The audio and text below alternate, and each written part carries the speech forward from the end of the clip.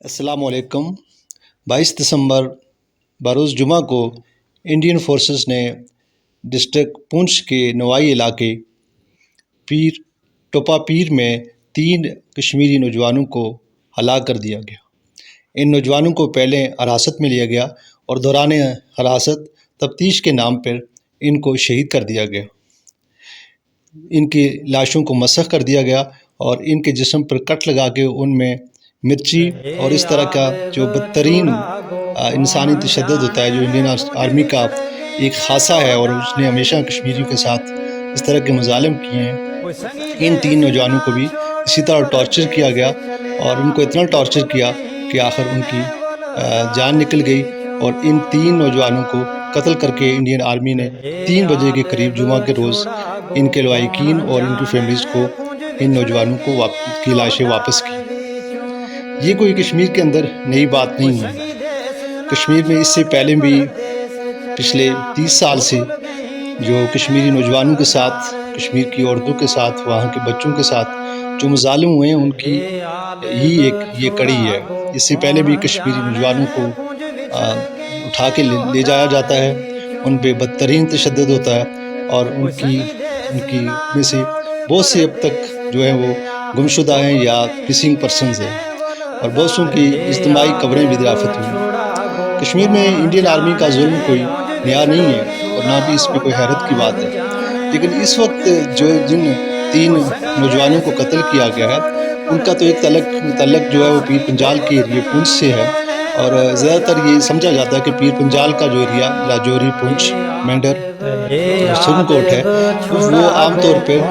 پرامن اور stable districts consider ہوتے ہیں، اور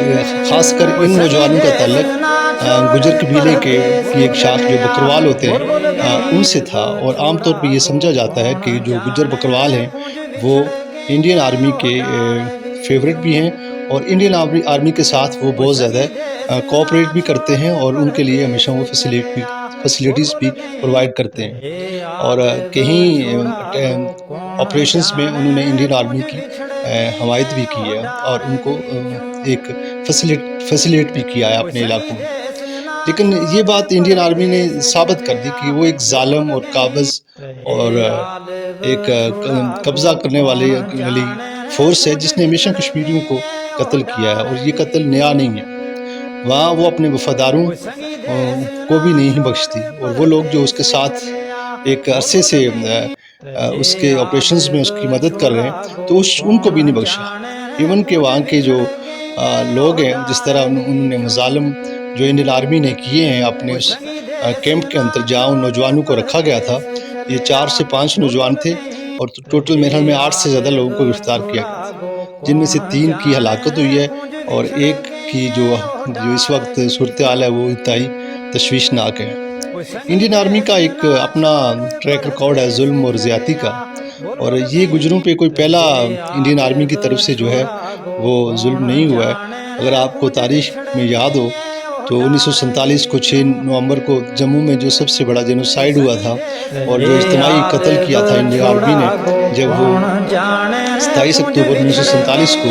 کشمیر کے اندر داخل ہوئی تھی، تو سب سے بڑا جو قتل عام ہوا تھا وہ جموں میں ہوا تھا، اور جموں میں سب سے بڑا جن لوگوں کو وہاں سب سے زیادہ قتل کیا گیا تھا وہ اسی ٹرائب یعنی گجر ٹرائب کے لوگ تھے، اور گجروں کا ہی اجتماعی قتل ہوا تھا، جس کو شہدائے جموں کے نام سے یاد کیا جاتا ہے۔ اور ایک اندازے کے مطابق لنڈن ٹائمز اور اس وقت کے مشہور اخبارات کے مطابق تقریباً 3 لاکھ لوگ اس جینوسائیڈ میں قتل ہوئے تھے، اور یہ وہی انڈین آرمی ہے۔ تو اس کا کوئی آج نیا یہ چہرہ نہیں ہے، لیکن ایک بات طے ہے کہ اس نے نہ تو اپنے مظالم کو بند کیا، اور انہوں نے بلا رنگ و نسل اور زبان اور علاقہ جہاں بھی کشمیری اس کو ملے، اور جب بھی اس کو موقع ملا تو انڈین فورسز نے کشمیریوں کا بے قتل کیا، ان کی عزتوں کو لوٹا اور ان کی پراپرٹیز کو ڈسٹرائے کیا۔ اور یہی جو پونچھ کے لوگ ایک عرصے سے امن سے رہ رہے تھے، اور وہ انڈین آرمی کو کسی قسم کا ریزسٹنس نہیں دے رہے تھے وادی کی طرح، لیکن انہوں نے ایک دفعہ ثابت کر دیا کہ ان کے ہاں چاہے وہ کشمیری وادی میں رہ رہا ہو، چاہے وہ لداخ میں رہ رہا ہو، یا چاہے وہ پونچھ میں رہ رہا ہو، وہ ان کے لیے برابر ہی ہے، اور وہ جب بھی ان کے ساتھ سلوک کرتے ہیں ایک ظالم ایک قابض فورس کے طور پہ کرتے ہیں، جس طرح ایک ظالم اور قابض اور غیر ملکی فورسز ہوتی ہیں، اور وہی ان کا ایک رویہ ہے۔ اور یہ جو واقعہ ہے یہ خاص کر جو پیر پنجال کا ایریا ہے اس کے اندر اس کے دور رس نتائج ملیں گے، اور خاص کر جو اس وقت تک انڈین آرمی سے لوگوں نے توقعات رکھی ہوئی تھیں کہ شاید وہ کسی لیول پہ جا کر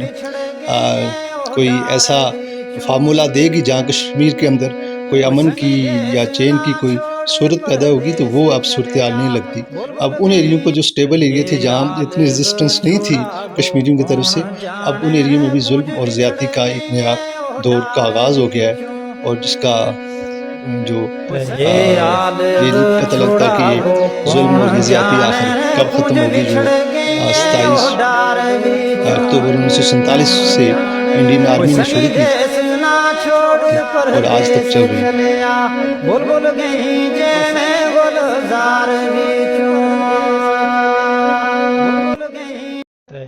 آلو چھوڑا گو کون جانے پونج بچھڑ گئی او ڈار وچوں،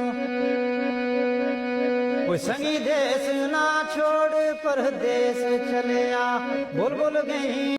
ہے آلو چھوڑا گو کون جانے پونج بچھڑ گئی او ڈار وچوں، کوئی سنگی دیس نہ چھوڑ پردیس چلیا بول بول گئی جے میں گلزار وچوں۔